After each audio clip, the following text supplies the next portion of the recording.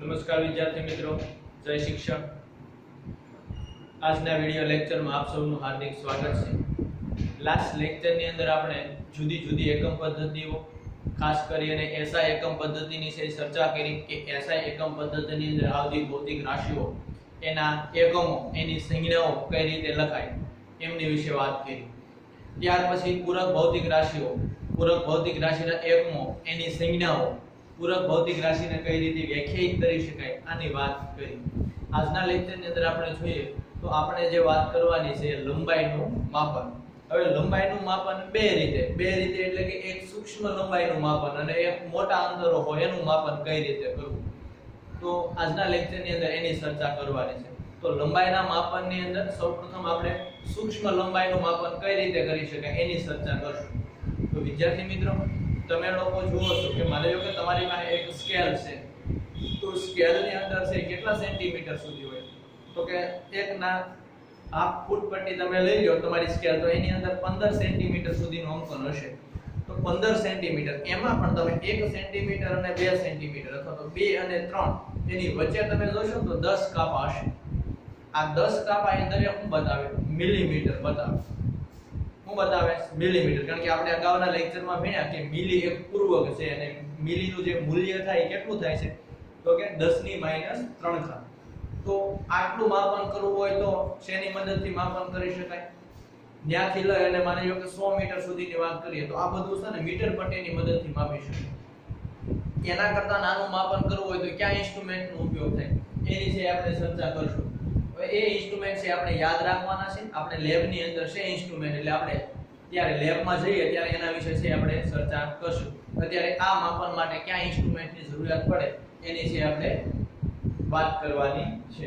તો આપણો જે ટોપિક છે એ શું છે? લંબાઈનું માપન।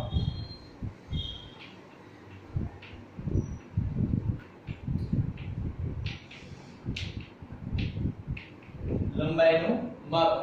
હવે લંબાઈના માપનની અંદર મેં કીધું એમ કે અત્યારે જે આપણે ચર્ચા કરશું એ પહેલા સૂક્ષ્મ લંબાઈના માપનની અંદર વાત કરશું।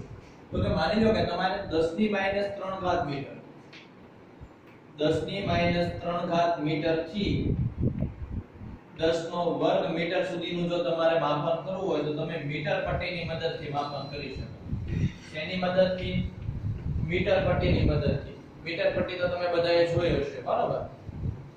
મીટર પટ્ટી બધાએ જોઈ હોય। તમે દરજીની દુકાને જાઓ કપડાનું માપ દેવા, તો ત્યાં જે પટ્ટી હોય એને પણ આપણે શું કહીએ? મીટર પટ્ટી। અને માની લો કોઈ બિલ્ડિંગનો છે પ્લાન લેતા હોય એની અંદર માની લો કે લાંબુ જે અંતર માપવા માટે જે પટ્ટી વપરાય એને પણ આપણે શું કહીએ? મીટર પટ્ટી। એટલે મીટર પટ્ટી બજારમાં છે એ જુદી જુદી સાઈઝની 20 મીટર, 50 મીટર, 100 મીટર આવી મળતી હોય। તો આપણે 10² એટલે કે 100 મીટર અને 10⁻³ ઘાત મીટર એટલે કે મિલીમીટર, મિલીમીટર થી લઈ અને 100 મીટર સુધીનું માપન કરવું હોય અહીંયા લખી નાખ કેટલું? 1 મિલીમીટર થી લઈ અને 100 મીટર સુધીનું માપન કરવું હોય તો શેનો ઉપયોગ કરશું આપણે? મીટર પટ્ટીનો। કારણ કે મીટર પટ્ટીની મદદથી છે આવું માપી શકાય। ઓલરેડી 50-100 મીટરની પટ્ટી હોય એનાથી 100 મીટર તો માપી શકાય, 5 મીટર પણ માપી શકાય। અને રહી વાત મિલીમીટરની, તો મેં તમને કીધું કે 2 સેન્ટીમીટર વચ્ચેના ગાળા, માની લો કે 1 અને 2 એટલે કે 1 સેન્ટીમીટર ની અંદર છે કેટલા કાપા હોય? 10। તો એ કાપા છે તમને શું બતાવે? મિલીમીટર। હવે માની લો આના કરતા પણ નાનું માપન કરવું હોય તો એટલે 10⁻³ આવી, એના કરતા નાનું એટલે 10⁻⁴ નું 10⁻⁴ નું માપન કરવું હોય તો શેનો ઉપયોગ થાય? તો કે એ જે સાધન વપરાય છે એને કહેવાય વર્નિયર કેલિપર। શું કહેવાય? વર્નિયર કેલિપર્સ ની મદદથી છે તમે આટલું માપન છે એ કરી શકો। હવે વર્નિયર કેલિપર છે આપણે લેબની અંદર જોઈશું કે બે છેડવાની વચ્ચે છે કોઈ ઇન્સ્ટ્રુમેન્ટ મૂકી અને જેની લંબાઈનું માપન કરવામાં આવે। એની અંદર બે સ્કેલ હોય, એક મુખ્ય સ્કેલ અને બીજો છે એ સૂક્ષ્મ જે વર્નિયર સ્કેલ કહેશું। આપણે એની ડિટેલમાં ચર્ચા કરીશું લેબની અંદર। અત્યારે માત્ર યાદ રાખવાનું છે કે 10⁻⁴ ઘાત મીટરનું જો માપન કરવું હોય તો શું થાય? વર્નિયર કેલિપર્સની મદદથી કરીશું।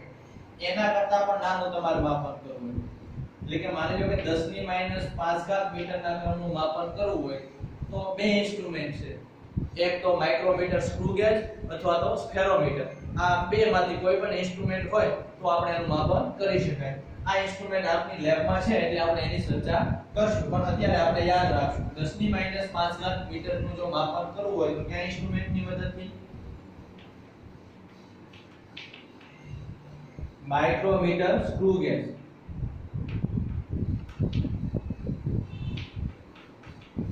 અથવા તો સ્ફેરોમીટર. આ બેમાંથી કોઈ પણ એક ઇન્સ્ટ્રુમેન્ટ હોય તો તમે 10 ની -5 ઘાતના ક્રમનું માપન કરી શકો. હવે માની લો કે આના કરતા પણ નાનું માપન કરવું હોય તો, જો આના કરતા તમારે નાનું માપન કરવું હોય તો આપણે માઇક્રોસ્કોપની વાત કરવી પડે. તો માઇક્રોસ્કોપ પણ જુદા જુદા પ્રકારે બનાવવામાં આવતા હોય. એમાં સૌપ્રથમ છે એ દ્રશ્ય પ્રકાશનો ઉપયોગ કરી અને માઇક્રોસ્કોપ છે બનાવવામાં આવ્યું. તો વિદ્યાર્થી મિત્રો તમે જાણો છો દ્રશ્ય પ્રકાશની તરંગ લંબાઈ છે ને એ 4000 એંગસ્ટ્રોમ થી 7000 એંગસ્ટ્રોમ જેટલી હોય. કેટલી હોય? 4000 એંગસ્ટ્રોમ થી લઈ અને 7000 એંગસ્ટ્રોમ સુધી છે એ દ્રશ્ય પ્રકાશની તરંગ લંબાઈ હોય. ધોરણ 9 ની અંદર પણ તમે ભણી ગયા. છતાં જે લોકોને ખ્યાલ ન હોય કે 4000 એંગસ્ટ્રોમ થી 7000 એંગસ્ટ્રોમ તરંગ લંબાઈ હોય એ શું?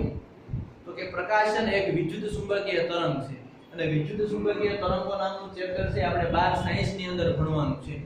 એટલે આપણે અત્યારે માત્ર એટલું જ ધ્યાન રાખવાનું છે કે પ્રકાશ એ આ રીતે માની લો કે ગતિ કરતો હોય તો આને આપણે શું કહીએ? તરંગ. જો તરંગ હોય તો એને તરંગ લંબાઈ હોય. એમાં તમે ધોરણ 9 ની અંદર ભણતા હતા આવો જે ટેકરા જેવો ભાગ હોય એને તમે શૃંગ કહો અને જેવો આ ખાડા જેવો ભાગ હોય એને શું કહીએ આપણે? ગર્ત. આને પાછું શું કહીએ? શૃંગ. આને શું કહીએ? ગર્ત. શૃંગ, શૃંગ, શૃંગ, ગર્ત, શૃંગ, દ્રત. આ રીતે જે આગળ વધતું હોય એને આપણે શું કહીએ? તરંગ. અને તરંગ હોય અને શું હોય? તરંગ લંબાઈ હોય. તો આ દ્રશ્ય પ્રકાશની તરંગ લંબાઈ છે જેની વેલ્યુ કેટલી છે? 4000 એંગસ્ટ્રોમ થી 7000 એંગસ્ટ્રોમ. ખબર પડે કે નહીં? હાલો હવે 1 એંગસ્ટ્રોમ બરાબર કેટલા થાય? તો કે 1 એંગસ્ટ્રોમ બરાબર 10 ની -10 ઘાત મીટર થાય. કેટલું થાય? એંગસ્ટ્રોમ એ એક લંબાઈનો જ એકમ છે, સૂક્ષ્મ એકમ છે કે જો 10 ની -10 ઘાત મીટર જેટલું હોય એને આપણે શું કહીએ? 1 એંગસ્ટ્રોમ કહેવાય. ખ્યાલ આવે કે નહીં? તમારા 10મા ધોરણની ટેક્સ્ટ બુકમાંથી નેનો ટેકનોલોજી ચેપ્ટર નીકળી ગયું છે એની અંદર છે આ એંગસ્ટ્રોમનો છે ઈ સમજૂતી આપેલી હતી. પણ કાઈ વાંધો નહીં, આપણને ખ્યાલ છે કે 1 એંગસ્ટ્રોમ બરાબર કેટલું? 10 ની -10 ઘાત મીટર. તો માની લો કે આ એંગસ્ટ્રોમ છે એની જગ્યાએ હું 10 ની -10 ઘાત મીટર લખી શકું. તો આ જે સંજ્ઞા છે એને એમ લખી શકાય કે 4000 એંગસ્ટ્રોમની જગ્યાએ હું લખું 10 ની -10 ઘાત મીટર થી 7000 ગુણ્યા 10 ની -10 ઘાત મીટર. હવે જો ત્યાં 4000 છે તો એમ લખી શકાય કે નહીં કે 4 ગુણ્યા 10 ની 3 ઘાત. 10 ની 3 ઘાત એટલે કેટલા થાય? 1000. તો 4 ગુણ્યા 1000 એટલે 4000 થાય. તો અહીંયા તમે જુઓ છો કે અહીંયા કેટલી છે? 3 ઘાત પ્લસ માઈનસ કેટલી ઘાત? 10 ઘાત. તો અહીંયા ઘાત અને ઘાતાંકનો ઉપયોગ આવ્યો. -10 ઘાત પ્લસ 3 ઘાત. તો +3 -10 તો જવાબ શું આવે? તો કે 10 માંથી 3 બાદ કરવાના એટલે 7 અને નિશાની કોની આવશે? માઈનસ એટલે શું આવ્યું? -7. તો આ જવાબ તમે આમ લખી શકો કે 4 ગુણ્યા 10 ની -7 ઘાત મીટર થી 7 ગુણ્યા 10 ની -7 ઘાત મીટર. તો હવે આવું જો માપન કરવું હોય તો એના માટે જે માઇક્રોસ્કોપ વપરાય એને કહેવાય ઓપ્ટિકલ માઇક્રોસ્કોપ. ઓપ્ટિકલ માઇક્રોસ્કોપ શા માટે કીધું? તો કે એની અંદર છે આ દ્રશ્ય પ્રકાશનો ઉપયોગ થાય અને દ્રશ્ય પ્રકાશની તરંગ લંબાઈ કેટલી હોય? 4 ગુણ્યા 10 ની -7 ઘાત મીટર થી 7 ગુણ્યા 10 ની -7 ઘાત મીટર. એટલા માટે આપણે જો આનો ઉપયોગ કરીએ ઓપ્ટિકલ માઇક્રોસ્કોપને તો કેટલું છે આપણે નાનું માપી શકાય. તો આપણે જે કામ કરવાનું છે 10 ની -5 ઘાત કરતા પણ નાનું એટલે કેટલું? તો કે 4 ગુણ્યા 10 ની -7 ઘાત મીટર થી 7 ગુણ્યા 10 ની -7 ઘાત મીટર. જો આવું માપન કરવું હોય તો આની અંદર કયું ઇન્સ્ટ્રુમેન્ટ વપરાશે? તો કે ઓપ્ટિકલ માઇક્રોસ્કોપ.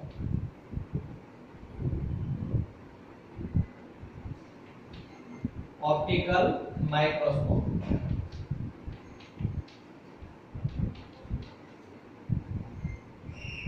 અને ઓપ્ટિકલ માઇક્રોસ્કોપ શા માટે કીધું તો કે આની અંદર દ્રશ્ય પ્રકાશનો ઉપયોગ શેનો ઉપયોગ કર્યો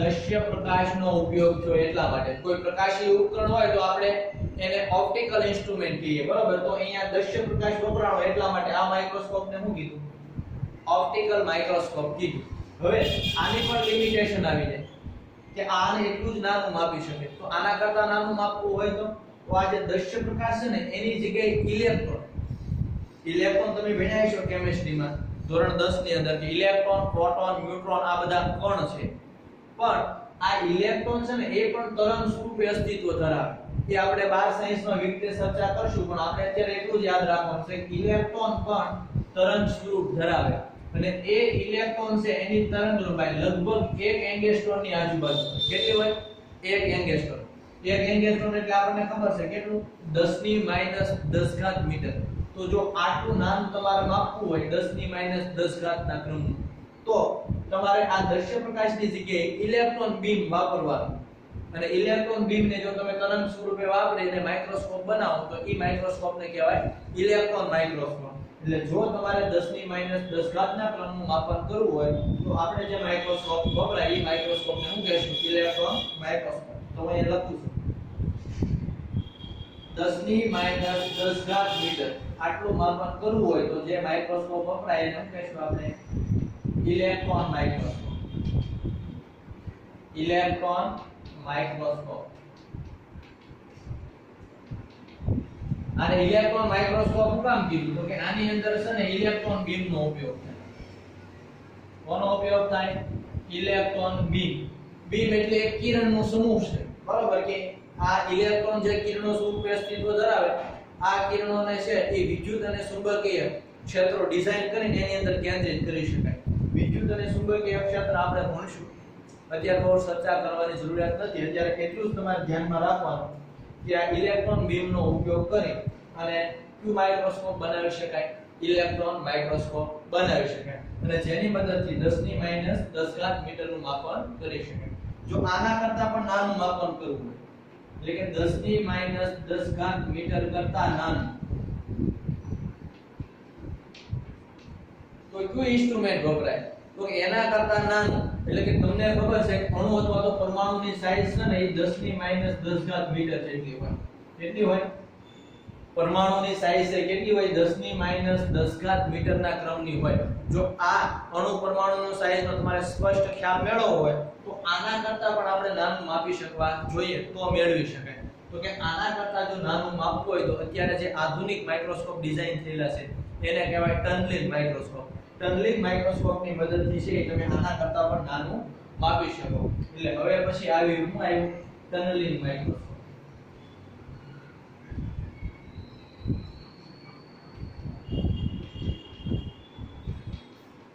એટલે ખબર પડી ગઈ 10 ની -3 થી 10 નો વર્ગ તો મીટર પટી 10 ની -4 તો વર્નિયર કેલિપર 10 ની -5 તો માઇક્રોમીટર સ્ક્રૂ ગેજ અથવા તો સ્પેરોમીટર 10 ની -7 ના ક્રમમાં માપવું હોય તો ઓપ્ટિકલ માઇક્રોસ્કોપ 10 ની -10 ના ક્રમમાં માપવું હોય તો ઇલેક્ટ્રોન માઇક્રોસ્કોપ અને છેલ્લે છે ટનલિંગ માઇક્રોસ્કોપ આ માઇક્રોસ્કોપની મદદથી અણુ અથવા તો પરમાણુની સાઈઝ પરનો ખ્યાલ મેળવી શકાય આ માઇક્રોસ્કોપની મદદથી અણુ અથવા તો પરમાણુની સાઈઝનો ખ્યાલ મેળવી શકાય અણુ પરમાણુની સાઈઝનો ખ્યાલ મેળવી શકાય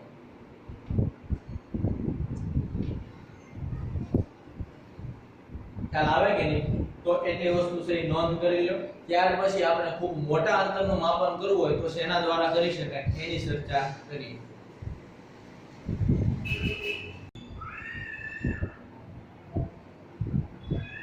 સૂક્ષ્મ માપનની ચર્ચા કર્યા પછી હવે આપણે ખૂબ મોટા અંતરનું માપન કરવું હોય તો શેના દ્વારા માપી શકાય તો આપણી ટેક્સ્ટ બુક ની અંદર એક પરોક્ષ રીતનો છે એ ઉલ્લેખ આપેલો છે તો એની ચર્ચા કરશું અને એ રીતને છે ને દ્રષ્ટિ સ્થાન ભેદની રીત તરીકે છે ઓળખવામાં આવે તો અત્યારે જે આપણે વાત કરવાની છે એ ખૂબ મોટા અંતરના માપન માટેની દ્રષ્ટિ સ્થાન ભેદની રીત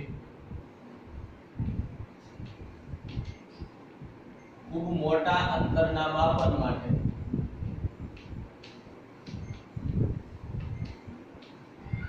માપન માટેની દ્રષ્ટિ સ્થાન ભેદની રીત, દ્રષ્ટિ સ્થાન ભેદની રીત.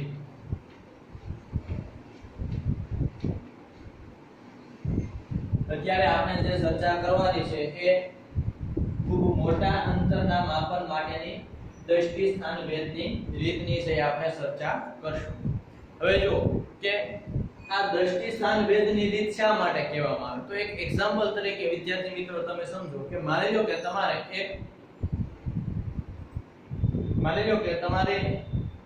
આંખ સામે છે એક બોલ પેન અથવા તો પેન્સિલ રાખવાનું છે.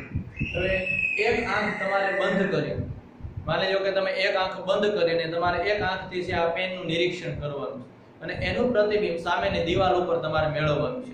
હવે જે આંખ તમારી ખુલ્લી હતી એ બંધ કરવાની છે, પેન તે જ પોઝિશનમાં રાખવાની અને તમારી જે આંખ ખુલ્લી હતી બંધ કરી અને બંધ આંખ છે ખુલ્લી કરવાની અને એ પેનનું પાછું નિરીક્ષણ તમે દિવાલ ઉપર કરો તો તમારી આ જે પેન છે એનું સ્થાન છે દિવાલ ઉપર થોડુંક બદલાય છે. તમે બધા ટ્રાય કરી શકો છો. બદલાય છે? હા. તો બદલાય છે એ શું કહેવાનું, તો કે દ્રષ્ટિ સ્થાન ભેદ એટલે કે દ્રષ્ટિ ભ્રમ થયો એમ કહેવાય. કે માની લો કે તમે દિવાલ ઉપર પહેલા અહીંયા આગળ તમારે તમારું એનું પેનનું પ્રતિબિંબ અહીંયા આગળ છે મળતું, તો ત્યાર પછી છે તમારે પેનનું પ્રતિબિંબ માની લો કે અહીંયા આગળ પડે છે.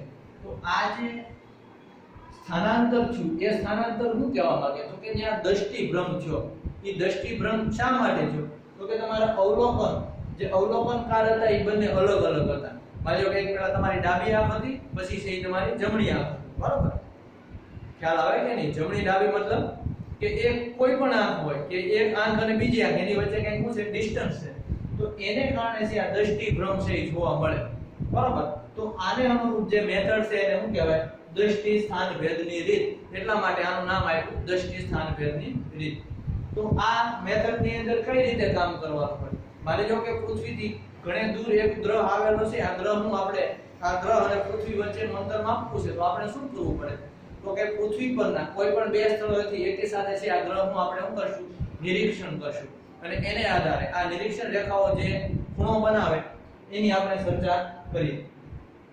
તો આપણે હવે કામ શરૂ કરીએ કે પહેલા તો કે આ રીત ક્યારે વપરાય, તો કે ખૂબ મોટા અંતરોનું માપન કરવું હોય તો કઈ રીત વપરાય, દ્રષ્ટિ સ્થાન ભેદની રીત વપરાય. તો પહેલો મુદ્દો હું લખી નાખું કે ખૂબ મોટા અંતરના માપન માટે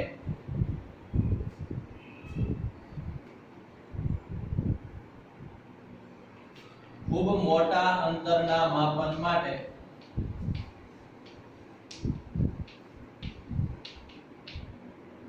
દ્રષ્ટિ સ્થાન ભેદની રીતનો ઉપયોગ થાય છે. દ્રષ્ટિ સ્થાન ભેદની રીતનો ઉપયોગ થાય છે. ત્યાં નહીં.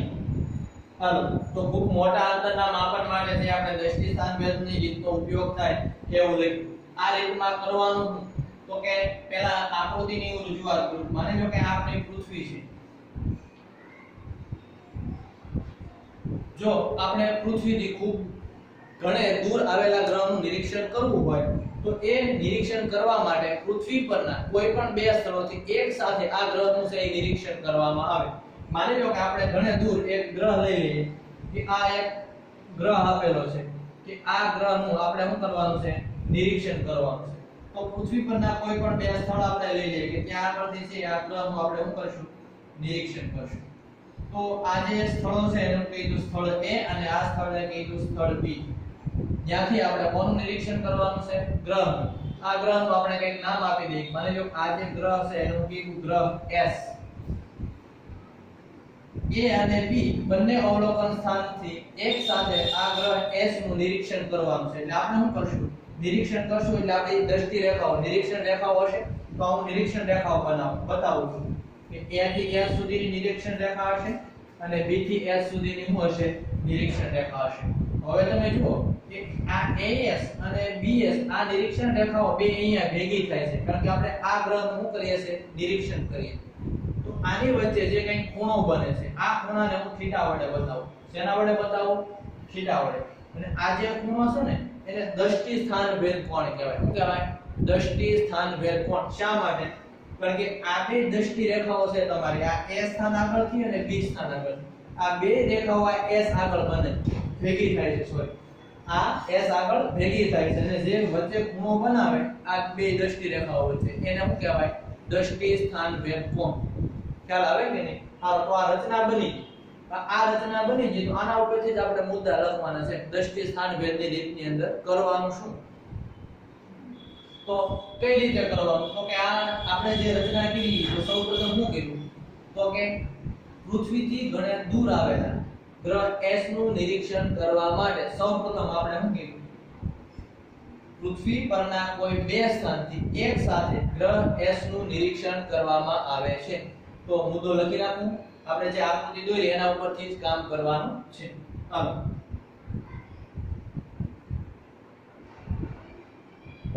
કઈ રીતથી? દ્રષ્ટિ સ્થાન ભેદની રીત. એટલે હું એમ લખું છું, આ રીતની મદદથી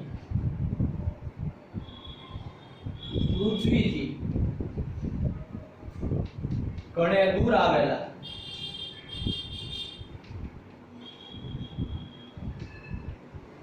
ગ્રહ S નું નિરીક્ષણ કરવા માટે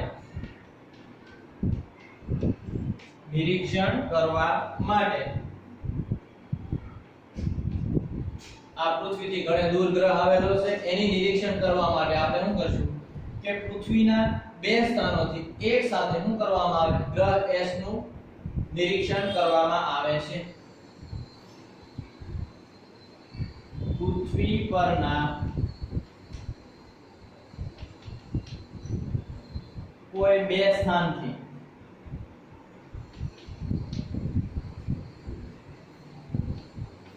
ગ્રહ S નું નિરીક્ષણ કરવામાં આવે છે.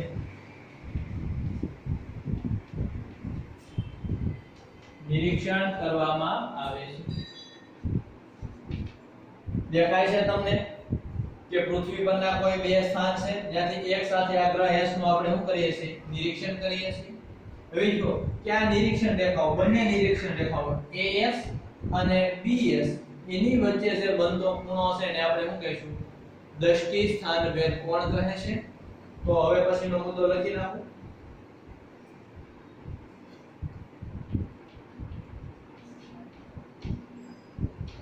નિરીક્ષણ રેખાઓ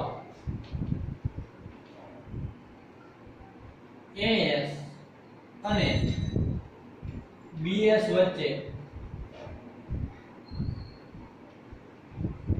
બનતા ખૂણાને દ્રષ્ટિ સ્થાન ભેદ કોણ કહે છે?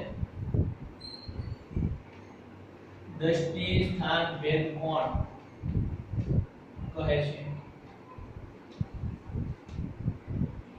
હવે જો આ બે નિરીક્ષણ રેખાઓ આ AS છે અને BS છે એની વચ્ચે જે ખૂણો બન્યો એને આપણે શું કહીશું? દ્રષ્ટિ સ્થાન ભેદ કોણ. એટલું કામ પૂરું થઈ ગયું. તો હવે તમે જુઓ કે આપણે જે સમતલ કોણ નામની જે પૂરક ભૌતિક રાશિ ભણ્યા એવી રચના થઈ ગઈ. સમજો, માની લો કે આપણે એમ કહીએ કે આ જે A અને B છે, બરાબર, એની આપણે ચાપ બનાવી. માની લો આ જે A થી B સુધીનું અંતર છે. હવે આ જે ખૂણો છે ને તમને ખૂબ નાનો દેખાય છે. તમે જુઓ છો આ થીટા ખૂણો છે એ શું છે? નાનો. જ્યારે આ ખૂણો નાનો હોય તો તમે આ S કેન્દ્ર લઈ અને આ વર્તુળ દોરવાનો તમે પ્રયત્ન કરો. આવું વર્તુળ દોરાય. તો વર્તુળ દોરવું તો આ જે AB છે એ વર્તુળને શું થઈ ગઈ? ચાપ થઈ ગઈ. શું થઈ ગઈ? ચાપ. આ શું છે? ખૂણો. હવે આ તમે વર્તુળ દોરો અને કેન્દ્ર લઈ તો આ તમારી શું થઈ ગઈ? ત્રિજ્યા. આ રીતે તમે વર્તુળ દોરશો એટલે આ વર્તુળનું એક ઊંચું, આ વર્તુળનો પરિઘ જ્યાંથી લઈ અને આ વર્તુળનું કેન્દ્ર જ્યાં સુધીનું અંતર હોય એને તેને શું કહેવાય? ત્રિજ્યા. એટલે આ કોના જેવું? ત્રિજ્યા જેવું. પણ એને હું નામ આપું છું કેપિટલ D. હું આપું છું કેપિટલ D. એટલે હવે કેવી રચના થઈ ગઈ? સમતલ કોણ જેવી. અહીંયા ખૂણો, આ ત્રિજ્યા અને આ તમારે શું થઈ ગઈ? ચાપ. અને આ ચાપ છે કેટલી હોય? માની લો કે એને હું નામ આપ્યું B જેટલી હોય. કેટલી હોય? B જેટલી. તો હવે આપણે સીધું છે કોનું સૂત્ર વાપરશું? સમતલ કોણનું સૂત્ર વાપરી અને સીધું છે આપણે આમાંથી સૂત્ર લઈ લઈએ જેથી કરીને આપણને આ D મળી જાય. આપણે કામ જ શું કરવાનું છે? ખૂબ મોટા ખૂબ દૂર એટલે કે ઘણા અંતરે આવેલું છે એ ગ્રહ S એનું આપણે શું કરવાનું છે? નિરીક્ષણ કરવાનું છે. નિરીક્ષણ કરવાનો મતલબ કે આ પૃથ્વીથી આ ગ્રહ કેટલો દૂર છે ને એ આપણે માપવાનું છે. આની અંદર શું થાય છે એનું અત્યારે અવલોકન નથી કરવાનું. આપણે શું કરવાનું છે? ખૂબ દૂરનું અંતર છે એ કઈ રીતે માપી શકાય એની ચર્ચા કરવાની. તો આપણે છે આ d શું કરશું? મેળવી શકશું. તો હવે આપણે શું કરશું? એટલું લખી નાખો. પછી આપણે સીધું સમતલ કોણની છે વ્યાખ્યાનો ઉપયોગ કરી અને સીધું છે આપણે કામ કરશું.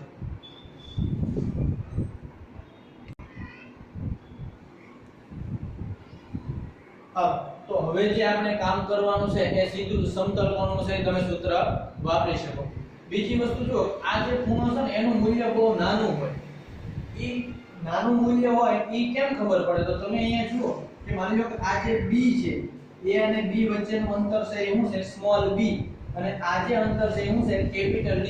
તો તમે બધાએ જાણો છો આ અંતર કરતા આ અંતર ઘણું બધું મોટું છે.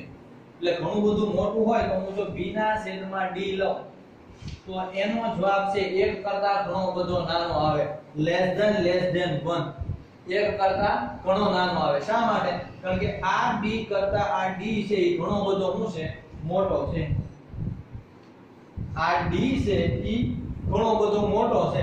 ઉદાહરણ તરીકે તમે વાત કરો તો હું એમ કહું કે 1 ના છેદમાં 1 તો જવાબ શું આવે? 1.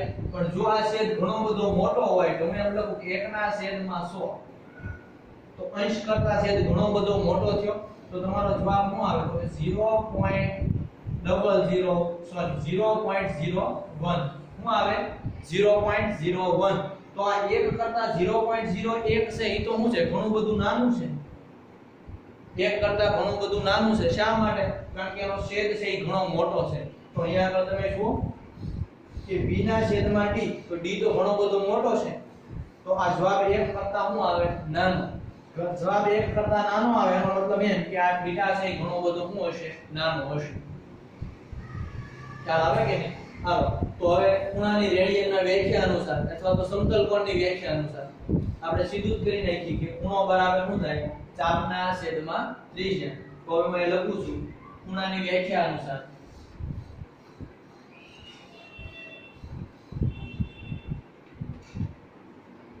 ખૂણાની રેડિયનમાં વ્યાખ્યા અનુસાર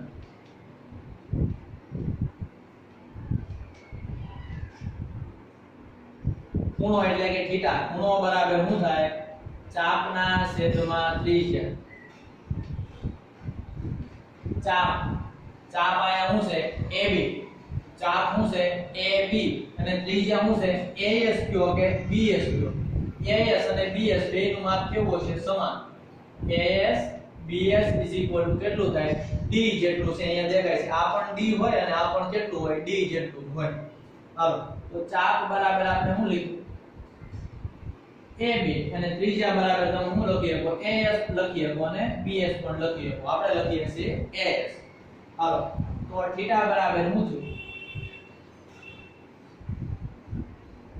આ AB ચાપ AB છે એની લંબાઈ કેટલી આપેલી છે? b જેટલી. એટલે શું થયું? b છેદમાં AS ની લંબાઈ કેટલી છે? તો કેપિટલ D. તો આપણને પહેલું એક સૂત્ર મળી ગયું કે થીટા b ના છેદમાં d. એટલે આ સૂત્ર ખૂબ અગત્યનું છે. યાદ રાખવાનું છે. આના વગરથી જ માની લો કે આપણે d મેળવવું છે. શું મેળવવું છે? Capital D. તો d ને સૂત્રનો કરતા બનાવશું તો થીટા છે ક્યાં જતું રહે? નીચે. તો d બરાબર શું થાય? તો કે b ના છેદમાં થીટા. જો માની લો કે આના ઉપરથી જે આપણે d ને સૂત્રનો કરતા બનાવીએ તો થીટા ક્યાં જતો રહે? નીચે. તો b બરાબર શું થાય? તો કે b ના છેદમાં થીટા. એટલે આ સૂત્ર પણ આપણા માટે અગત્યનું છે. અને ત્રીજું માની લો કે તમારે b મેળવવો છે તો આ થીટા છે કોની સાથે ગુણાઈ જાય? d સાથે. તો b શું થાય? d theta. એટલે આ સૂત્ર પણ આપણા માટે અગત્યનું છે. આ ત્રણ સૂત્ર છે આપણે ધ્યાનમાં રાખશું. જો એક સૂત્ર આવડતું હોય તો ત્રણ સૂત્ર આવડે. બાકી તો આપણે મૂકી રાખીએ. એકબીજાને સૂત્રનો કરતા બનાવ્યો. પહેલા થીટા મળી ગયો, પછી d મળી જાય અને b મળી જાય. આમાંથી આવા તમારા ટેક્સ્ટ બુક ની અંદર એક્ઝામ્પલ આપેલા છે. કોઈ પણ બે રાશિઓના મૂલ્ય આપ્યા હોય અને ત્રીજી રાશિ છે એ તમને મેળવવાની છે. જો તમને b અને d આપ્યું હોય તો ખૂણો મળી જાય. જો તમને b અને ખૂણો આપ્યો હોય તો આ d મળી જાય અને d અને થીટા આપ્યું હોય તો સ્મોલ b મળી જાય. એટલે કે તમને કોઈ પણ ગ્રહનો વ્યાસ મેળવવાનું પણ પૂછી શકે, એમની વચ્ચેનું અંતર પણ પૂછી શકે અને ખૂણો પણ પૂછી શકે. તો હવે આપણને ખબર પડી ગઈ કે આ બે ગ્રહ વચ્ચેનું અંતર હોય તો આ મેથડની મદદથી માપી શકાય. એટલા માટે જ આપણે કહીએ કે ખૂબ મોટા અંતરનું માપન કરવું હોય તો કઈ રીતનો ઉપયોગ થાય? દ્રષ્ટિ સ્થાન ભેદની રીતનો ઉપયોગ થાય. અને હંમેશા યાદ રાખજો આની અંદર જે ખૂણો આવે થીટા એ હંમેશા રેડિયનમાં હોય. શેમાં હોય? રેડિયનમાં. તો કે ધોરણ 10 ની અંદર ભણ્યા હશો પણ એ ખૂણો હંમેશા ડિગ્રીમાં ભણ્યા હશો. આ ડિગ્રીમાં છે નહીં. શેમાં છે? હંમેશા રેડિયનમાં. તો હવે પછીના લેક્ચરની અંદર છે આપણે રેડિયનની અંદર છે ખૂણો કઈ રીતે કન્વર્ઝેશન થાય એની વાત કરશું. પણ માત્ર તમને સમજૂતી માટે છે ઈ થોડોક આઈડિયા આવે તો ઝડપથી છે થોડુંક તમને કહી દઉં છું કે તમે આવું ભણ્યા હશો કે તમારી પાસે માની લો કે આવું એક વર્તુળ હોય. વર્તુળ તો એની અંદર કેટલા ડિગ્રીનો ખૂણો બને? તો કે આખું વર્તુળ છે 360 ડિગ્રીનું હોય. માની લો કે આ વર્તુળમાં તમે અહીંથી શરૂ કરો તો અહીંયા તમે કહેતા હતા 0 ડિગ્રી. જ્યાંથી અહીં આવતા હતા એટલે કેટલાનો ખૂણો બન્યો? 90 ડિગ્રીનો. અહીંયા તમે કહેતા હતા 90 ડિગ્રી. શું કહેતા હતા? 90 ડિગ્રી. અહીંયા તો કે એના કરતા બમણા એટલે કેટલા કહેતા હતા? 180 ડિગ્રી. અહીંયા તો કે પાછા એના કરતા 3 ગણા એટલે 270 ડિગ્રી. ને વળી પાછા અહીંયા આવો એટલે કેટલા કહેતા હતા? 360 ડિગ્રી. હવે જુઓ કે જ્યાં 90 ડિગ્રી હોય ને 90 ડિગ્રી જ્યાં તમે શબ્દ લખતા હતા π/2 ઈ ખૂણાને શું કહેતા હતા? π/2. એ π/2 એટલે બીજું કાઈ નથી. π/2 એટલે શું થાય કે આ જે ખૂણો છે ને એનું તમે રેડિયનમાં માપ લખ્યું. શું લખ્યું? રેડિયનમાં. તો 90 ડિગ્રી બરાબર બીજું કાઈ નહીં. 90 ડિગ્રી એટલે શું થાય? π/2 રેડિયન. તો ઈ જ રીતે 90 180 એટલે બમણા છે. તો આ અડધો પાઈ છે. π/2 એટલે શું કહેવાય? અડધો પાઈ. તો અડધો પાઈ ના ડબલ કરો એટલે શું થઈ ગયો? આખો પાઈ. એટલે જો 100 ને એને કહેવાય પાઈ રેડિયન. શું કહેવાય? પાઈ રેડિયન. ઈ જ રીતે પાછું અહીંયા 3 ગણું થાય. એટલે 3 ગણું એટલે અડધું. અહીંયા આખું તો અહીંયા શું થાય? દોઢ. એટલે અહીંયા જે ખૂણો થાય એને શું કહેવાય? 3π/2 રેડિયન. શું કહેવાય? 3π/2 રેડિયન. અને વળી પાછું ક્યાં આવી ગયું? 360 ડિગ્રી તો એને કહેવાય 2π રેડિયન. શું કહેવાય? 2π રેડિયન. તો હવે છે ઈ તમે કન્વર્ટ કરી શકો. ડિગ્રીમાંથી રેડિયનમાં જવું હોય તો કઈ રીતે છે ઈ કન્વર્ટ કરી શકાય. તમને અહીંયા દેખાય છે કે 180 ડિગ્રી બરાબર કેટલા થાય? પાઈ રેડિયન થાય. તો હું એમ લખી શકું કે જો 180 ડિગ્રી હોય તો કેટલા રેડિયન થાય? પાઈ રેડિયન. તો માની લો કે આપણે એમ કેવું હોય કે 1 ડિગ્રી એ કેટલા થાય? 1 ડિગ્રી એ કેટલા રેડિયન થાય? તો આ 1 છે કોની સાથે ગુણાઈ જાય? પાઈ સાથે. અને 180 ક્યાં જતા રહે? છેદમાં. તો જો માની લો કે ડિગ્રીમાંથી તમારે રેડિયનમાં કન્વર્ટ કરવું હોય તો હવે ધ્યાન રાખજો કૌંસમાં કે આ 1 છે એ પાઈ સાથે ગુણાય કારણ કે ચોકડી ગુણાકાર થાય ને આપણે ત્રિરાશી મેળવીએ. 180 એ પાઈ તો 1 કેટલા? ખ્યાલ આવે? તો એમ લખી શકાય 1 ડિગ્રી બરાબર આ ચોકડી ગુણાકાર થાય 1 પાઈ સાથે ગુણાય એટલે શું થઈ ગયું? પાઈ. અને છેદમાં શું આવી જાય? આ 180 એટલે પાઈ ના છેદમાં 180 રેડિયન. 1 ડિગ્રી બરાબર કેટલા રેડિયન થાય? હવે જેટલી ડિગ્રી હોય તમારી પાસે એને આની સાથે શું કરી નાખવાનું? ગુણી નાખવાનું. ખ્યાલ આવે કે નહીં? તો ડિગ્રીમાંથી તમે એમાં કન્વર્ટ કરી શકો રેડિયન. નેક્સ્ટ હજી આપણે આખો લેક્ચર છે એ આપણે ભણવાનું છે ડિગ્રીમાંથી રેડિયનમાં કન્વર્ઝેશન. પણ એટલી વસ્તુ બધાને ખબર હોવી જોઈએ. તો દ્રષ્ટિ સ્થાન ભેદની રીતનું કામ પૂરું છું. નવું કાઈ નથી. એક પૃથ્વી પરથી કોઈ ઘણે દૂર આવેલો એક ગ્રહ છે એનું આપણે નિરીક્ષણ કરીએ છીએ. એ નિરીક્ષણ કરવા માટે નિરીક્ષણ રેખાઓ લઈએ. એની વચ્ચે બનતો ખૂણો છે તે થીટા એટલે કે દ્રષ્ટિ સ્થાન ભેદ કોણ. બાકી છે આપણે સમતલ કોણની વ્યાખ્યાનો ઉલ્લેખ કરી અને સૂત્ર મેળવ્યા. આ સૂત્ર છે આપણા માટે અગત્યના છે એટલે યાદ રાખશું આપણે. તો આટલી વસ્તુ રાખીએ. નેક્સ્ટ મળીએ ત્યારે આપણે ખૂણાનું કન્વર્ઝેશન અને આને રિલેટેડ જે એક્ઝામ્પલ છે એની ચર્ચા કરશું.